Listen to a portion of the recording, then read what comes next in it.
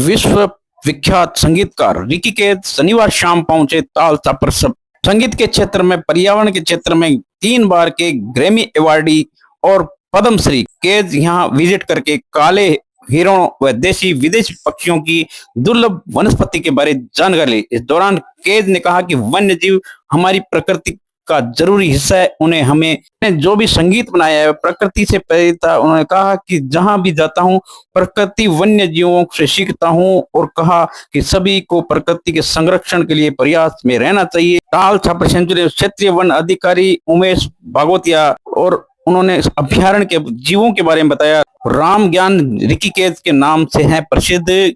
पिता चूरू के मूल निवासी थे। 2025 में पद्मश्री से सम्मानित किया गया था। 2023 में संयुक्त राष्ट्र सद्भावना राजदूत बनाया गया था। कैद ने 13,944 आदिवासी बच्चों द्वारा भारतीय राष्ट्र गान गाकर गिनीज वर्ल्ड बुक में नाम दर्ज कराया। विजिट के दौरान एसीएफ कांति सिंह सहित स्टाफ ने स्वागत अभिनंदन किया। इस दौरान बड़ी संख्या में उपस्थित थे जो कि वन्य जीव पर रिसर्च करने वाले स्टूडेंट थे। विभिन्न प्रांतों से ऐसे उनसे बातचीत की। कैद ने जानकारी ली। वहीं आपको बता दें सेल्फी खिंचाते हुए नजर आए। कैद अंतर्राष्ट्रीय स्तर के म्यूजिशियन है। उन्होंने ताल छापर विजिट के बारे में मीडिया को बताया। के बारे में आपको क्या कहना है? तो मेरा नाम रिकी है, मैं एक संगीतकार हूँ और मैं राजस्थान से हूँ। मेरे पिताजी चूरू में पैदा हुए थे and so it's very nice to return back to my roots this often. अभी मैं ताल छापर सैंक्चुरी में हूँ, ब्लैक बक सैंक्चुरी में हूँ और and it is a stunning experience. मैं शब्दों में बता नहीं सकता हूँ कि कितना खूबसूरत है ये जगह। I never imagined that such a beautiful place existed in India, and I would encourage everybody to actually come over here and support the conservation initiatives that the Tal Chapar Black Buck Sanctuary has over here. It's beautiful grasslands, it's stunning sceneries, and of course, the conservation efforts of the forest department over here when it comes to the black bucks is absolutely amazing. आप पर्यावरणविद भी है, क्या कहना चाहेंगे इसके बारे में, यहाँ की किस तरह से डेवलपमेंट? Conservation बहुत ही important है because we are a part of nature and nature का बहुत ही delicate balance है which we have to keep alive and we have to keep intact. And I believe that जो कोई भी endangered species है, we have to concentrate on those species a lot. And black bucks, of course, they are endangered species, and I believe that black bucks are key to conservation and key to survival of the human species itself. अगर black bucks are protected, then human beings are also protected. तो क्या ये जगह आपके music को inspire करती है? मुझे तो नेचर की हर जगह मुझे इंस्पायर करती है म्यूजिक के लिए, क्योंकि मेरा सारा म्यूजिक नेचर पर ही आधारित है और नेचर से ही इंस्पायर्ड है। तो आज मुझे बहुत इंस्पिरेशन मिला है। तो आते हुए दिनों में आप डेफिनेटली सुनोगे म्यूजिक जो इस जगह से इंस्पायर्ड हो। सर, आपने म्यूजिक में एनवायरनमेंट को जोड़ने का फैसला कैसे लिया? From my childhood, I've always been two things. I've always been a musician and an environmentalist. जब मुझे ये शब्द environmentalist का मतलब ही नहीं पता था, तब से ही मैं environmentalist हूँ। You know, lots of issues concerning the environment would concern me a lot. And मैं म्यूजिक सिर्फ अपने ही philosophies, ideologies और thoughts पर बनाता हूँ। मैं फिल्मों में म्यूजिक नहीं बनाता हूँ, मैं पॉप म्यूजिक नहीं करता हूँ। जो any ideas that I feel strongly about, उस पर मैं म्यूजिक बनाता हूँ। और because I am an environmentalist or environment पर a lot of my attention goes towards the environment. That's why I make a lot of music on the environment, and most of my music is about that.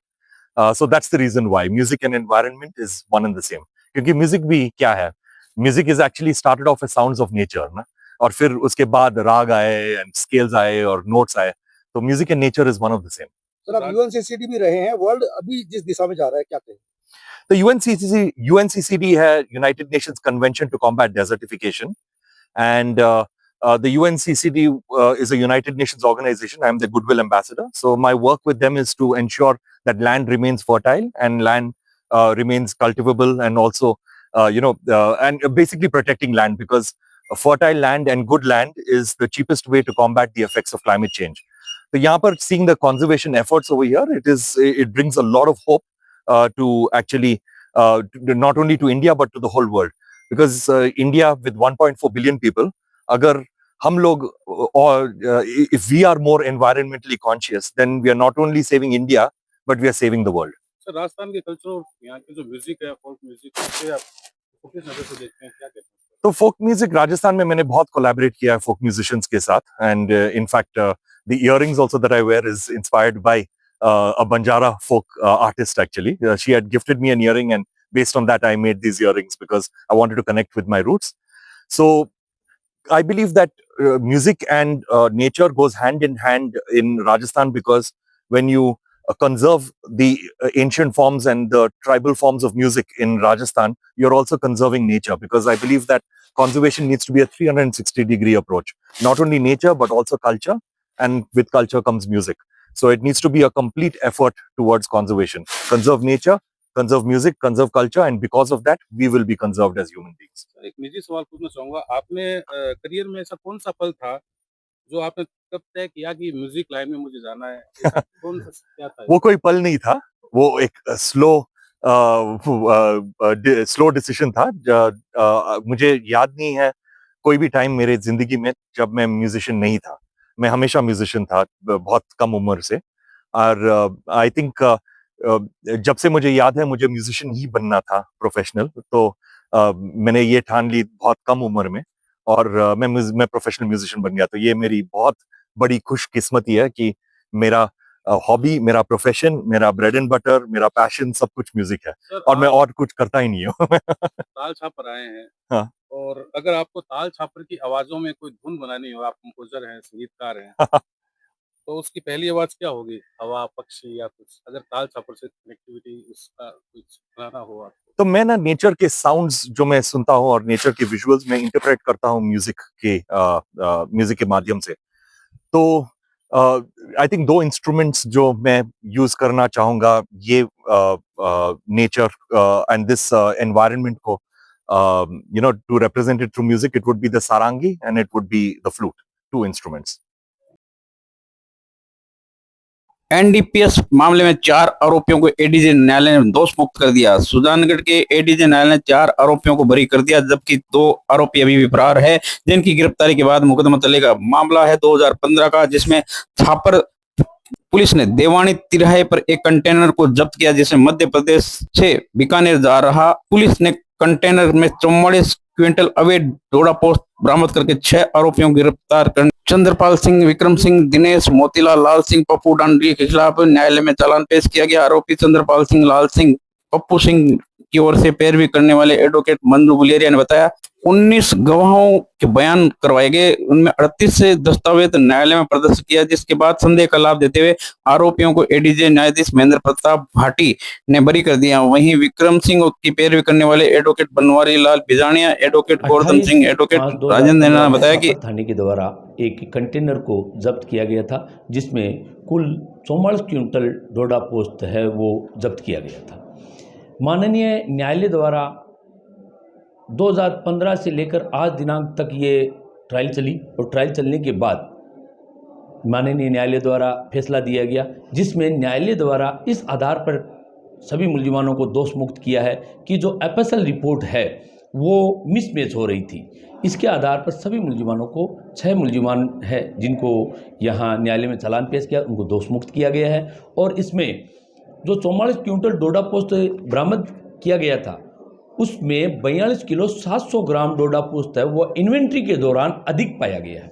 इसका मुख्य कारण यही रहा है, इसी वजह से सभी मुलजिमानों को संदेह का लाभ देते हुए दोष मुक्त किया गया। 2015 का छापर थाने का मामला है, जिसके तहत देवानी तिराहे पर पुलिस ने एक कंटेनर को जब्त करते हुए 6 लोगों को अरेस्ट करके 44 क्विंटल डोडा पोस्त बरामद किया। सभी के खिलाफ पुलिस ने न्यायालय में चालान पेश किया। ट्रायल के दौरान दिनेश और मोतीलाल फरार हो गए, जबकि चंद्रपाल सिंह, पप्पू डांगी, लाल सिंह सहित 4 आरोपियों को संदेह का लाभ देते हुए एडीजे न्यायालय ने बरी कर दिया। 2 आरोपी जो फरार चल रहे हैं, उनकी गिरफ्तारी के बाद उन पर मुकदमा चलाया जाएगा। सुजानगढ़ तहसील के निकटवर्ती गांव झोरडा में स्वर्गीय रामकरण राम जाखड़ की 3री पुण्यतिथि की उनकी स्मृति में आयोजित 7 दिवसीय श्रीमद् भगवत कथा में रविवार को संपन्न हुआ कार्यक्रम, जहां पे रक्तदान शिविर का भी आयोजन किया गया। आयोजन गोपाल राम भियाराम जाखड़ ने बताया कि भगवत कथा 7 दिवसीय कथा में व्यासपीठ कथावाचक बड़ा राम द्वारा सूरसागर जोधपुर के अमृतराम महाराज द्वारा कथा का वाचन किया गया। उन्होंने बताया कि नशे से प्रवृत्ति की दूर रहने की अपील करते हुए नशा छोड़ने के लिए प्रेरित किया।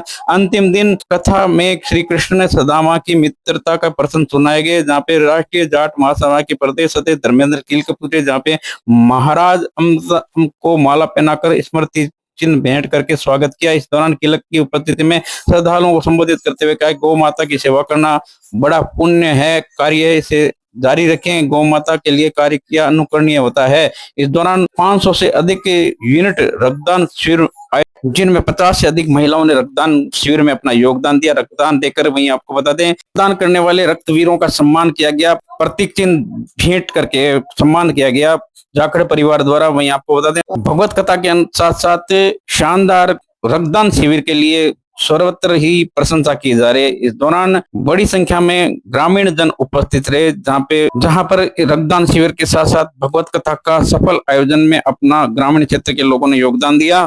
मिली इस तरह का आयोजन करने के लिए? जब पिताजी थे उस टाइम से ही ब्लड की बहुत मारामारी थी, उसको देख वो सेवाभावी होने के थे, तो उनकी ही मार्गदर्शन पे आज हम भी उसी सेवा में लगे हुए हैं। ब्लड होने से साथ साथ स्कूल के साथ गरीब बच्चों को पढ़ाना, गरीबों की सेवा करना और गायों की सेवा करना, ये प्रण ले रखा है। जब तक जिंदगी रहेगी तब तक ये प्रण चलता रहेगा। के साथ साथ रक्तदान शिविर का आयोजन किया जा रहा है, किस तरह से क्या कहना चाहिए? स्वर्गीय रामकांत जी जाखड़ साहब की तृतीय पुण्यतिथि पर उनके सपुत्रों द्वारा और उनके परिवार द्वारा ये तृतीय पुण्यतिथि पर तीसरी बार ब्लड डोनेशन का जो कैंप लगा है, ये एक बहुत ही पुण्य का काम है। सबसे बड़ा पुण्य है वो ब्लड देने में है, और मैं इनको धन्यवाद दे रहा हूं कि ये हर साल अपने पिताजी की यादगार में ये ब्लड डोनेशन लगा रहे हैं। और अब की बार इन्होंने एक अनूठा काम भी किया है, जो तृतीय पुण्यतिथि पर 7 दिन का भागवत गीता का जो स्वर्ण पाठ करवाया यहाँ लोगों को, और इनको आज यहाँ भोजन भी करवा रहे हैं। तो ये बहुत पुण्य भाग्यशाली है, और मैं इनके पिताजी को एक बार पुण्य सत्संग नमन करता हूँ, प्रणाम करता हूँ।